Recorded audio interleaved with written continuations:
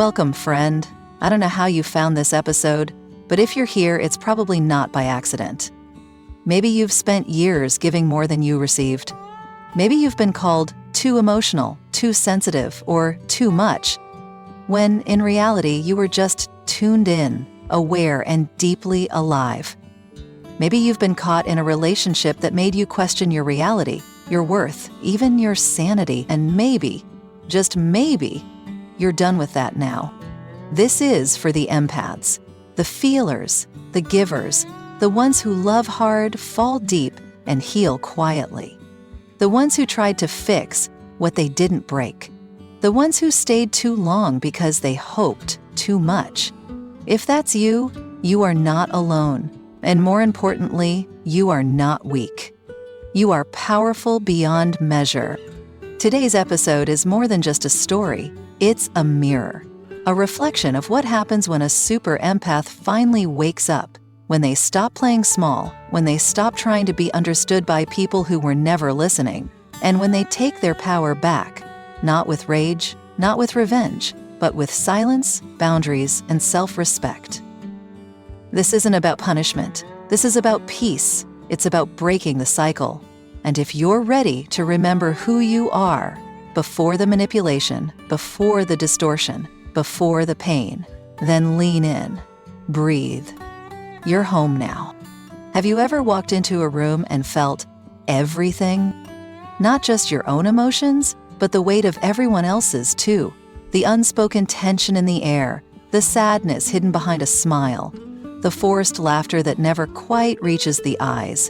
If you've ever felt that, it doesn't mean you're too much. It means you're tuned in. You're a super empath. And that is not your weakness. That is your power. But what happens when someone like you, someone whose heart is wired to feel deeply, to care instinctively, crosses paths with someone who thrives on control, manipulation, and emotional confusion? Someone who sees your kindness not as a gift, but as an opportunity to exploit? That's where the dynamic begins. The empath meets the narcissist. And for a while, it looks exactly like the story we've always heard. The empath suffers. They give and give and give until they're running on empty. They doubt themselves. They lose sight of who they are. They become a shadow. That's one version of the story, and yes, it's real. But it's only half the truth. Because what no one talks about is what happens when the super empath wakes up. When the fog of confusion finally clears. When they stop chasing closure and start creating clarity. When they stop asking, "What's wrong with me?" and start asking, "Why am I still accepting this?" That awakening doesn't happen slowly. It snaps. It's like a switch gets flipped deep inside. Something shifts. The empath who used to absorb every emotion in the room suddenly starts seeing the pattern, the game, the manipulation for what it is. And once you see it, you can't unsee it. You realize it was never you who was broken. You were surrounded by people who kept breaking you down because they couldn't match your depth. Your sensitivity was never the issue, it was the warning light. You were carrying pain that never belonged to you. And that realization? That's when everything begins to change. The narcissist starts to lose control the moment the empath stops reacting, stops apologizing, stops trying to explain themselves or make things okay. Instead, they get still, they get focused, they begin to pull their power back, one breath, one boundary, one choice at a time.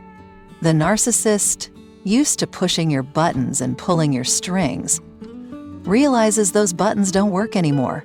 The things that used to trigger you, don't. The guilt, the gaslighting, the charm, it all falls flat. Because clarity is your armor now. You see through it. And they feel that shift hard. Because for the first time, you're not in survival mode. You're not shrinking. You're not trying to keep the peace at your own expense. You are observing. You are detached. Not from coldness, but from wisdom. And that's when the narcissist begins to panic. They know how to handle your tears, your anger, your confusion, but they don't know what to do when you become calm, steady, silent, when you don't defend, don't explain, don't respond. That silence, It's deafening. It's power. Because the moment the empath stops playing the role they were manipulated into, the role of caretaker, fixer, forgiver, that's when they become the narcissist's worst nightmare. And that is only the beginning. Awareness is a turning point, but boundaries, that's the battlefield.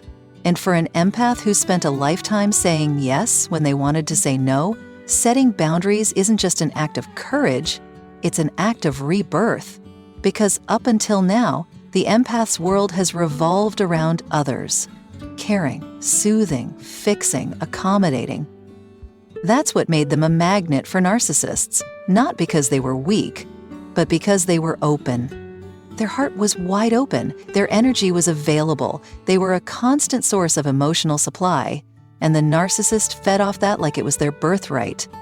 But something changes when the empath learns to say no, not out of resentment, not out of revenge, but out of self-respect. And that one word, no, becomes the earthquake that shakes the entire foundation of the narcissist's control.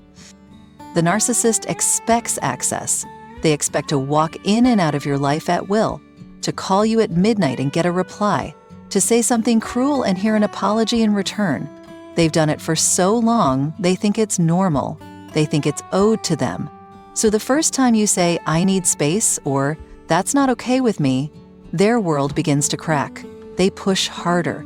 They get louder. They guilt trip, love bomb, go silent, anything to pull you back into the role you once played so well. But if your boundary holds, if you stay grounded, if you don't flinch, that's when the real torture begins for them. Because for a narcissist, a boundary isn't just a wall.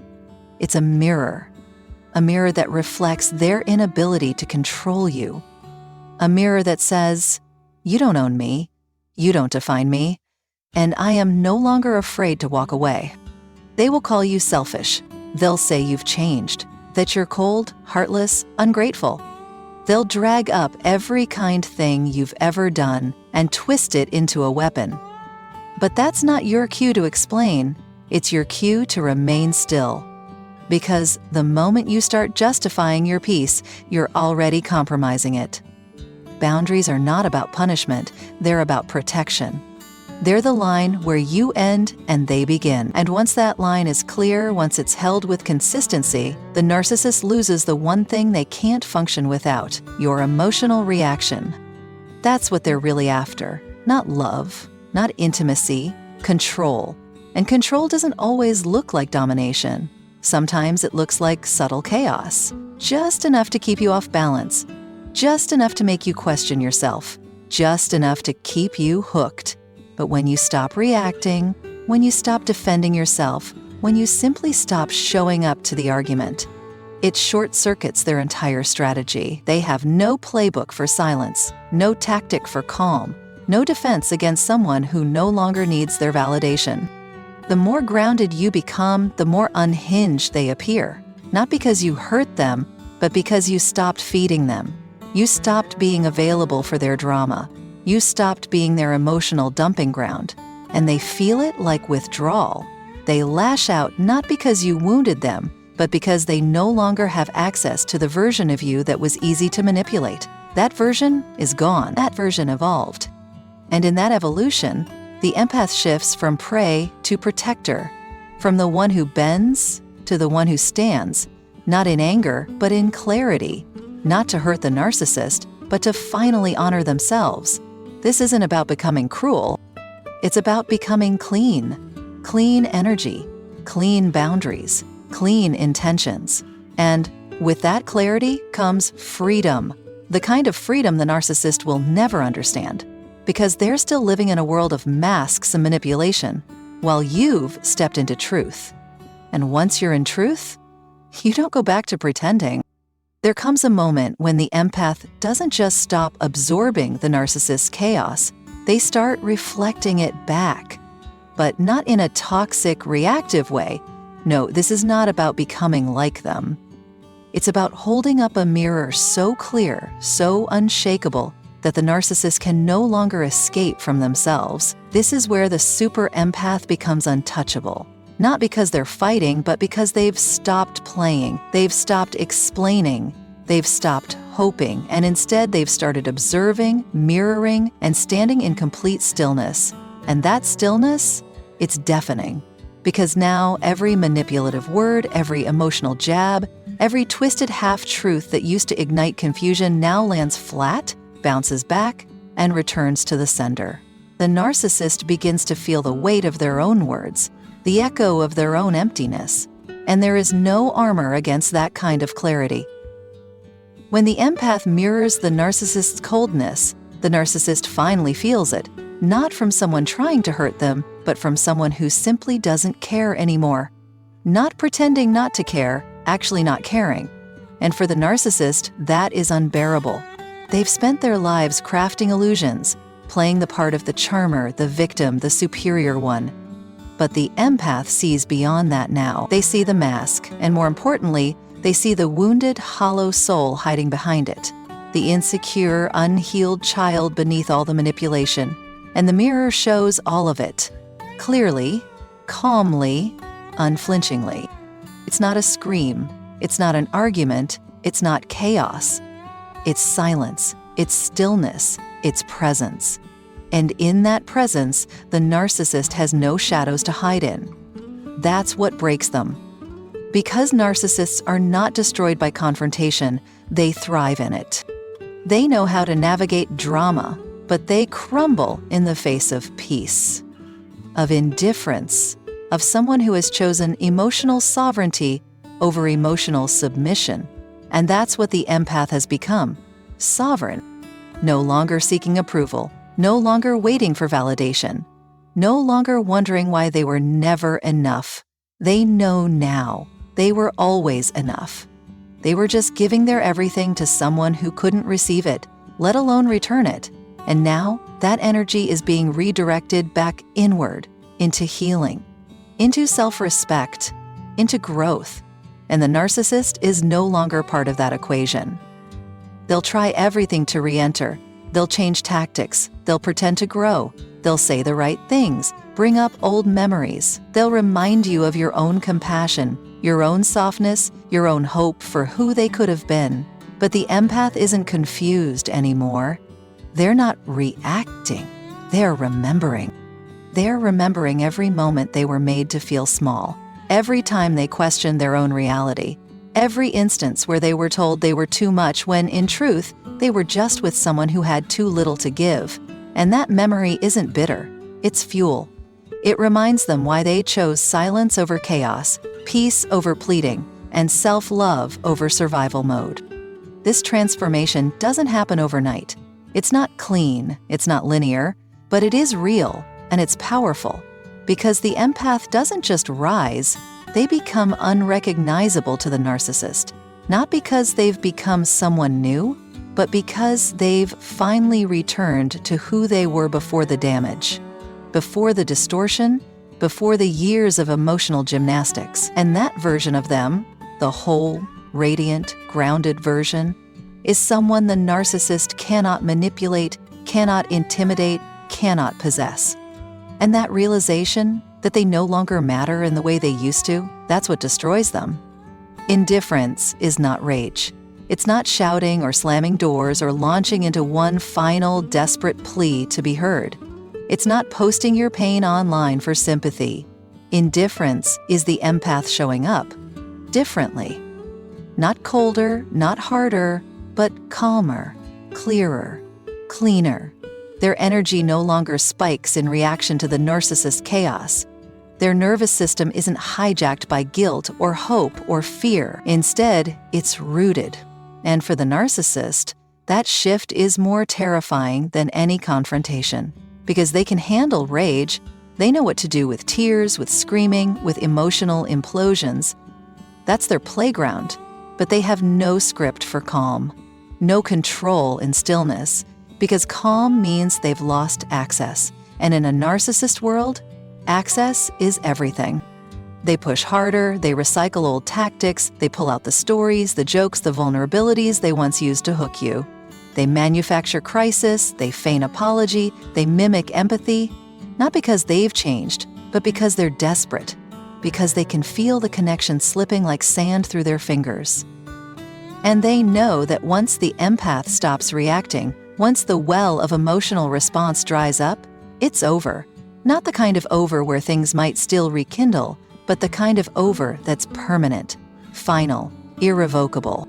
And that silence, that peace, that's what tortures them. Because narcissists don't thrive in truth, they thrive in tension. They thrive when you're doubting yourself, questioning your reality, chasing their affection, dancing for their approval. They thrive when your energy is fragmented, when you're too tired to hold your boundary, too hopeful to let go. But now the empath is done performing, done negotiating, done trying to be enough for someone who was never capable of seeing them in the first place. And in that decision, not the explosion, but the release, they become untouchable. It's not that they stopped caring, it's that they've started caring about themselves more. That is the most radical shift of all. Because for so long, the empath has given everything: time, energy, forgiveness, understanding, hoping it would eventually be returned, that someone would see their effort and finally show up for them the way they've always shown up for others. But it never came. And now they know it never will. Not from this person, not in this dynamic. And that knowing sets them free. They're no longer looking for closure from someone who specializes in leaving things open-ended. They don't need one last conversation, one final apology, one perfect explanation to walk away. They don't need to be understood, because they've finally understood themselves. That's the beauty of detachment. It's not coldness, it's clarity. It's when you stop trying to make the pieces fit and accept that the puzzle was never yours to solve, that you were never meant to carry someone else's wounds as your own, that your healing doesn't require their accountability, only your decision, your peace, your choice to stop bleeding for someone who wouldn't even hand. And in that moment, the narcissist no longer matters. Not because you hate them, not because you wish them harm, but because you've simply outgrown the need to be hurt by them. The real turning point happens when the empath begins pouring back into themselves. All the energy they once used to rescue, to repair, to read between the lines, to over-explain, to make excuses, to maintain peace in someone else's storm, that energy is no longer wasted. It's reclaimed. It becomes fuel for healing, for wholeness, for becoming. And something incredible happens in that shift. The empath, who once made someone else the center of their emotional universe, now steps into their own gravity. They become the core, the sun, the source of their own light, and in doing so, they stop orbiting around the narcissist's chaos. They stop shrinking to fit into dysfunctional dynamics. They stop chasing love in places where it's always been conditional. They become their own sanctuary. And that energy, it's magnetic. Not the kind of magnetic that invites manipulation, but the kind that radiates truth, power, and peace. It repels toxicity, it attracts alignment, and it cannot be faked. The narcissist, sensing the shift, may try one last time. They might show up in your messages. They might drop hints, send gifts, stage a dramatic apology, or present a carefully crafted crisis meant to pull at your empathy. And for a brief moment, your old instincts might flicker. You might feel that familiar tug, the urge to help, to explain, to understand. But then comes the deeper voice, the one you spent years suppressing, the one that says, "You've done enough. You've given enough. You've stayed long enough." And in that moment, you choose differently. You choose silence. You choose stillness. You choose not to play a role in someone else's performance anymore. Because here's the truth that changes everything. Someone else's inability to love you has nothing to do with your worth. Nothing. You could have done everything right, said all the right things, sacrificed more than you should have, and it still wouldn't have changed who they are or what they're capable of. Because it was never about you. It was about control. And the moment you stop offering yourself up for approval, you take that control away. The narcissist doesn't just lose a person. They lose access to the supply they depended on, to the softness they exploited, to the light they tried to dim. And what replaces it is something they cannot manipulate. self-love. True self-love changes everything, because the empath no longer accepts breadcrumbs, no longer tolerates disrespect masked as just being honest, no longer entertains apologies that are never followed by action, no longer explains basic decency to people who choose not to understand it. They raise their standards, not to punish anyone, but to protect their peace. They're not angry, they're clear, and clarity is power. They no longer beg to be chosen, they choose themselves, boldly, quietly, completely. And to the narcissist, that's devastating, not because they love you, but because they no longer control you, because now you're speaking a language they don't understand. Boundaries, self-worth, and emotional independence. They can't reach you, not because you're hiding, but because you've elevated, you've grown. And that growth isn't loud or dramatic, it's solid, it's sacred, it's earned. That's what makes it untouchable. There's something profoundly unsettling to a narcissist when they realize you're no longer reachable. Not angry, not triggered, just gone. Not physically hiding, emotionally absent, spiritually detached. The connection they used to thrive on, the one they twisted, bent, and used to keep you close, is severed. And not in a dramatic exit, not with shouting, accusations, or a final blow-up. It ends in stillness and a door that quietly closes and never opens again. That's what they never expect. Because narcissists live in a fantasy where they always assume the empath will come back, that the bond is too strong, the love too deep, the hope too stubborn. But when a super empath walks away, it's not impulsive. It's not performative. It's a result of thousands of small betrayals. A slow burn, a sacred knowing that says, I've had enough. And that knowing becomes the final word. No need for explanations. No desperate attempts to be understood. No breakdown. Just distance, peaceful, permanent. And that absence, it haunts them, because narcissists don't just lose people. They lose the source of attention, the mirror of their identity, the emotional reaction that validated their existence. You were never just a person to them. You were their stage, their reflection, their emotional power supply. And now that you're gone, all that's left is silence, and narcissists hate silence. Not just because it's quiet, but because in silence they are forced to face the one thing they've spent their entire lives avoiding, themselves. That's the moment it all unravels. They might spiral, try to provoke, try to rewrite the story. They might say you abandoned them, that you never loved them, that you changed, and in some ways, they're right, you did change. You stopped self-abandoning. You started choosing yourself. You stopped loving people more than you loved your peace. You stopped accepting pain as the price of love. And you stopped showing up for someone who never once showed up for you with consistency, integrity, or care. And that kind of change, it's irreversible. Because now, your clarity is sharper than ever.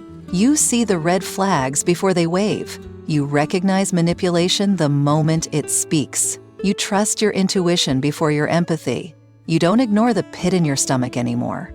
You don't rationalize toxicity with, but they had a hard childhood. You understand now that compassion without boundaries is self-destruction, that love without self-respect is captivity. And you've chosen freedom. So when they try to re-enter with tears or guilt or nostalgia, you don't feel moved, you feel resolved. Because you know how the story goes. You know the first chapter starts with charm, the middle is filled with confusion, and the end always looks like collapse. And this time, you're not signing up for the sequel. You don't hate them. You're not bitter. You're not waiting for karma. You're just not available anymore. And that disinterest, that refusal to engage, is the loudest message you could ever send. Not because you want to punish them, but because your energy is now too precious to waste. You've learned that not every person who wants you deserves access to you, that not every connection deserves closure, that some stories don't end with a final conversation. They end with a quiet realization and a firm boundary. And the moment you chose peace over chaos, that's when the healing began. That's when you finally came home to yourself. Walking away isn't weakness, it's wisdom. It's what happens when a super empath finally understands that healing is not something they will find in someone else's apology, but in their own decision to stop accepting pain as normal. Because in the end, the greatest act of power isn't yelling or confronting or trying to prove a point. It's silence backed by self-respect.